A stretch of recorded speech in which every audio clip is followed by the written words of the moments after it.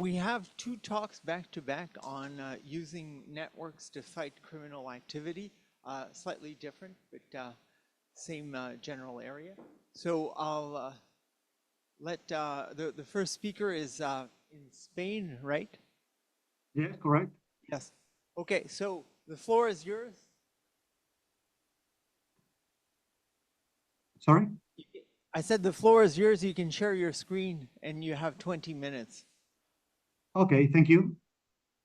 You're welcome.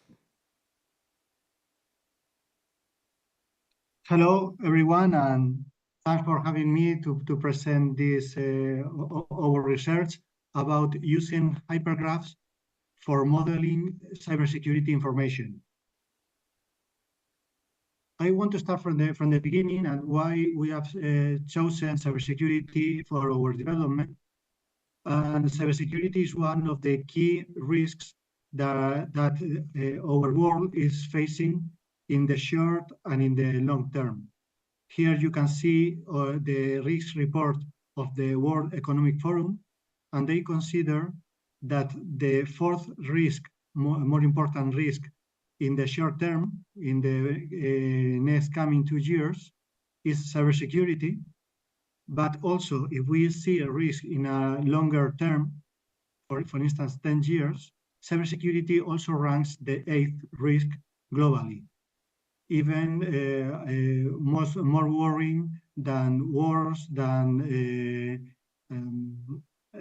migrations and other very relevant topics that we are facing in the coming years.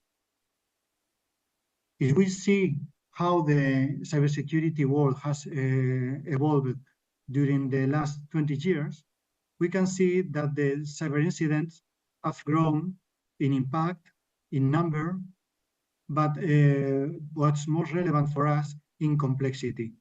Cyber incidents are becoming more and more complex as time goes passing by. That's why, for cybersecurity experts, it's getting more and more important to understand what are the key developments, what are the key trends, and what are the key methods that the adversaries use to attack companies. That's why the threat intelligence discipline has been born in the cybersecurity area, devoted to understand the information, the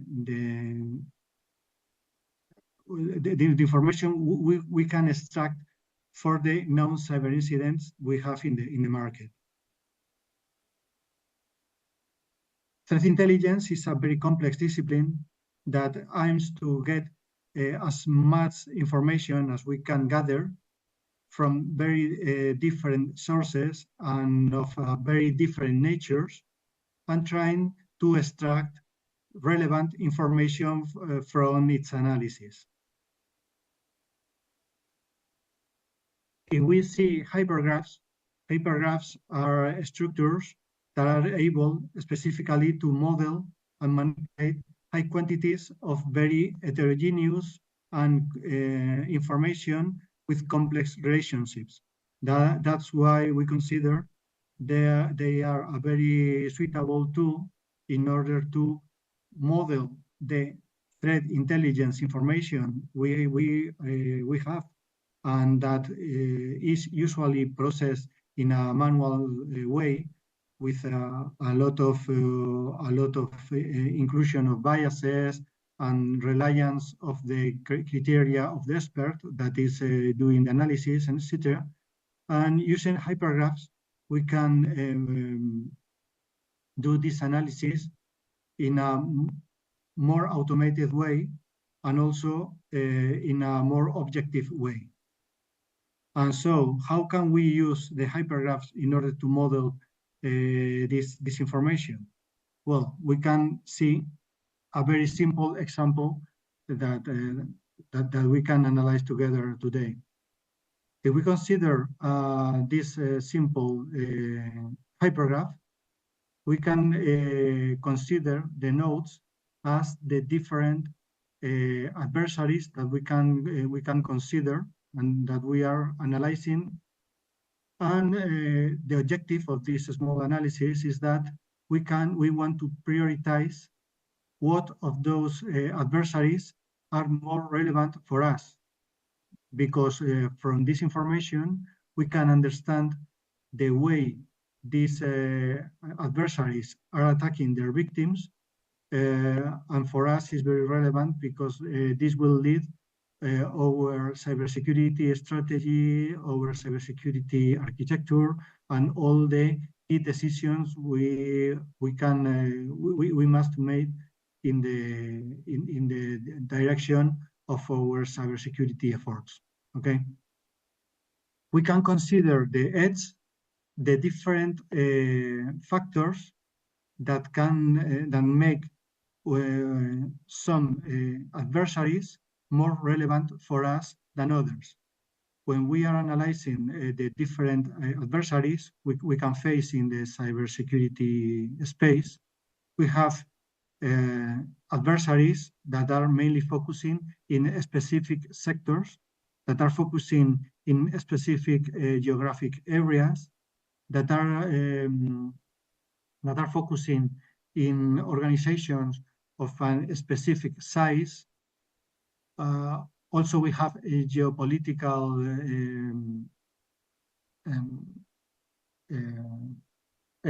factors that can affect our analysis. For instance, the war in Ukraine is impacting or is affecting certain cyber attacks that we are seeing in the world today, and these kind of things. So the edges of this hypergraph can reflect all those factors and can link together all the nodes that share one of those factors that we want to put together in order to better understand what adversaries are more relevant for us. If we assigned a weight of to all the edges, we can adjust this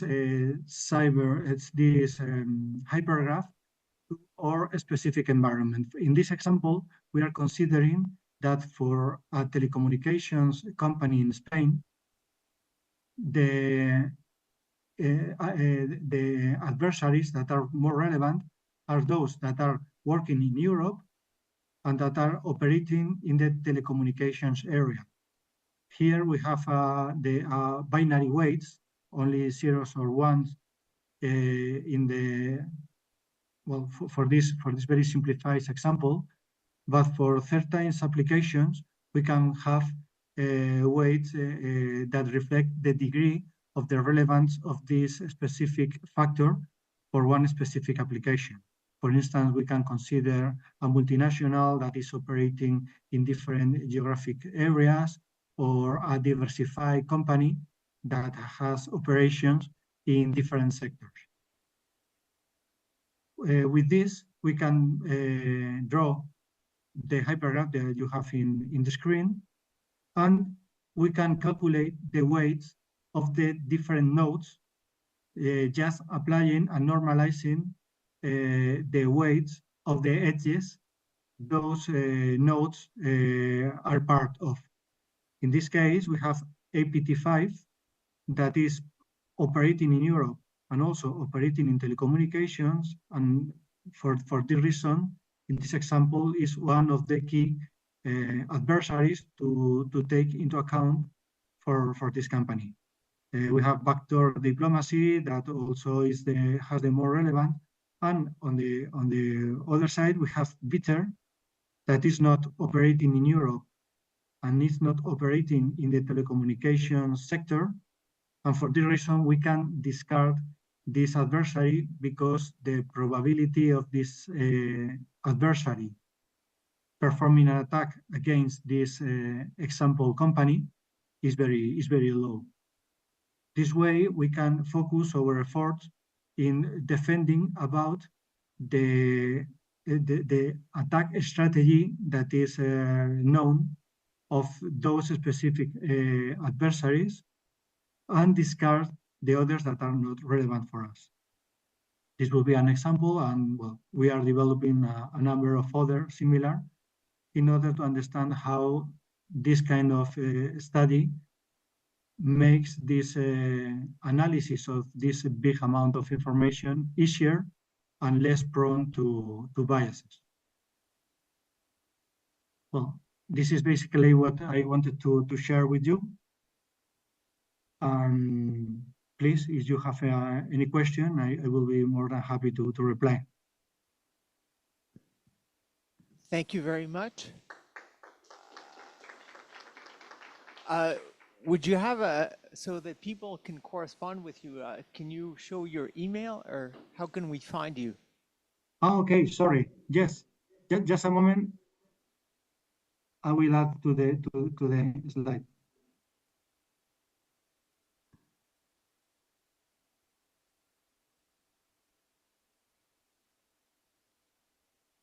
And now I will make it a bit bigger in order for